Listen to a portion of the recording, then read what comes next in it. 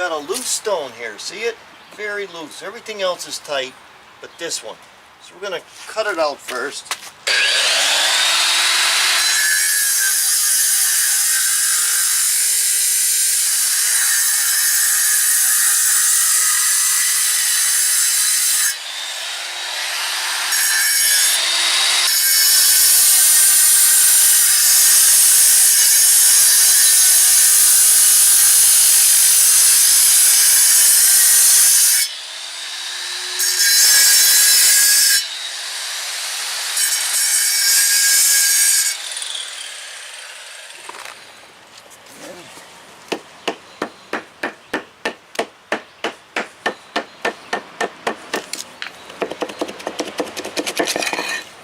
That.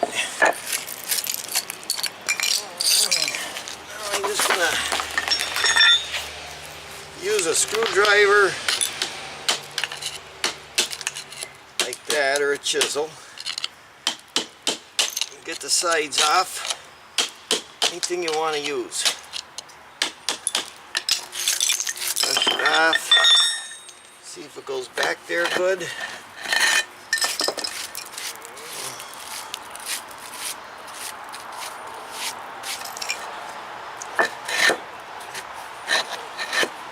That.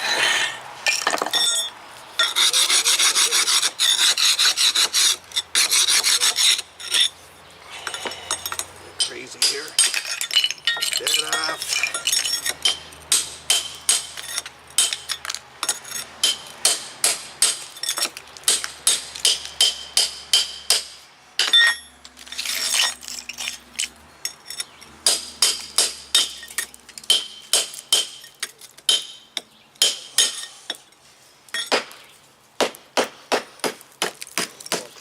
Loosen everything else up. I go crazy. Got some ants that are mad at me. That's it. A little bit below.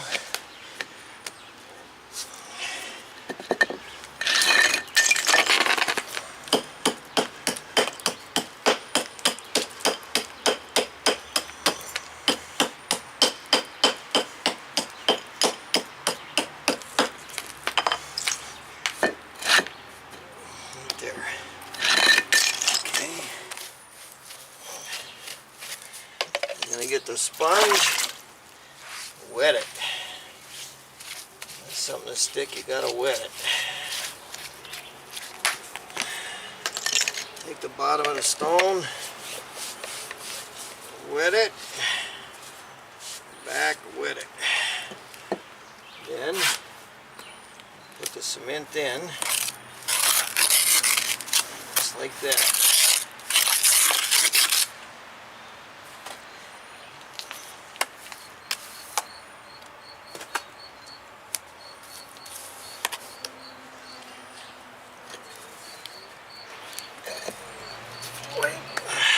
Do the back.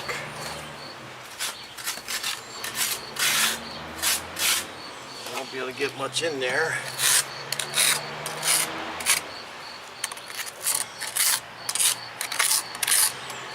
Just a little bit.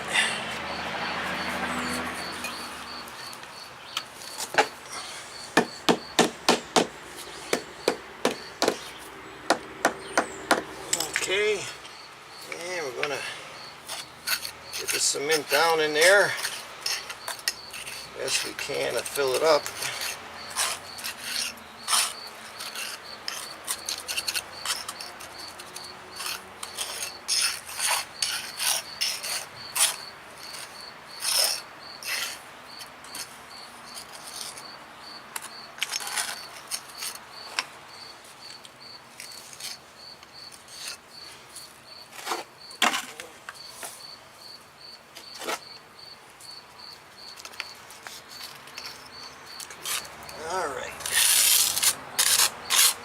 That in there.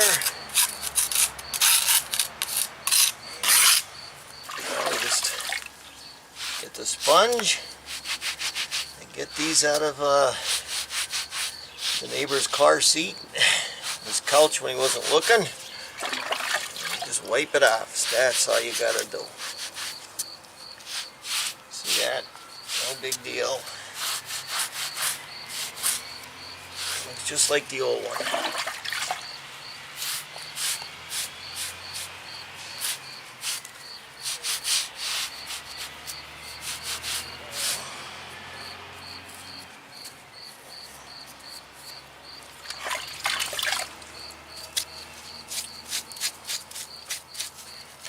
Look at that.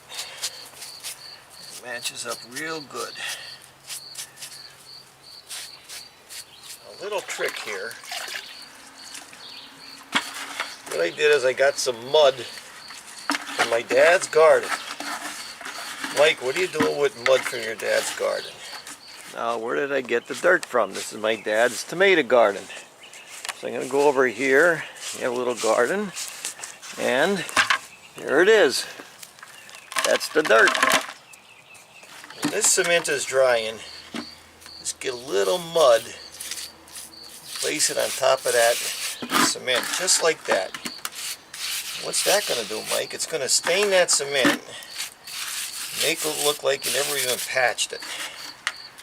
That's what I'm doing. Just where the cement is. Let that dry right into the cement like Michelangelo in the Sistine Chapel. Just use the mud, let that set for a while, we'll clean up, and that'll be it. So I come back a couple weeks later and look at it. That's the one I put in, and it blends in with all the other ones.